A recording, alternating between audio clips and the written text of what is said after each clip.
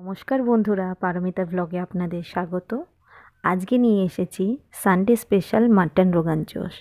1 KG mutton নিয়ে নিয়েছি, তাতে পেঁয়াজ কুচোনো, কাঁচা লঙ্কা বাটা, হলুদ গুঁড়ো, জিরে গুঁড়ো, লঙ্কার গুঁড়ো 2 চামচ, ধনে গুঁড়ো 1 চামচ, 150 গ্রাম টক দই, 2টো টমেটো কুচোনো, রসুন বাটা, আদা বাটা, পরিমাণ মতো নুন, গরম মশলা গুঁড়ো, 2 চামচ ঘি আর সর্ষের তেল দিয়ে ভালো করে ম্যারিনেট করে নিচ্ছি।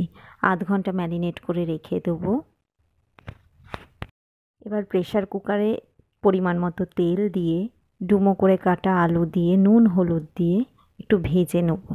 আলুগুলো ভাজা হয়ে গেলে আলুগুলো তুলে নিয়ে সেই তেলেতে গোটা গরম মশলা দিয়ে সাথে তেজপাতা দিয়ে মাটনটা দিয়ে দেবো। ম্যারিনেট করা মাটনটা দিয়ে একটু ভালো করে নেড়ে নেব। নাড়া হয়ে গেলে তারপর একটু কাশ্মীরি লঙ্কার গুঁড়ো দিয়ে দেবো কালারের জন্য, দিয়ে ভালো করে একটু কষিয়ে নেব। মাংসটা পুরোটাই ঢেকে ঢেকে রান্না হবে। মাঝে মাঝে প্রেসারের ঢাকাটা দিয়ে মশলাটা কষিয়ে নেব। নুন যদি কম হয়ে গিয়ে থাকে তাহলে তখনই আরেকটু পরিমাণ মতো নুন দিয়ে নেব। গ্যাসের ফ্লেমটাকে মিডিয়ামে রেখে প্রেসারের ঢাকাটা খুলে মাঝে মাঝে একটু ভালো করে এরকম নেড়ে নেড়ে কষিয়ে নেব। এতে কোনো রকম প্রথমে জল দেওয়া যাবে না, আস্তে আস্তে ঢেকে রান্না করলেই ভালো করে কষানো হয়ে যাবে।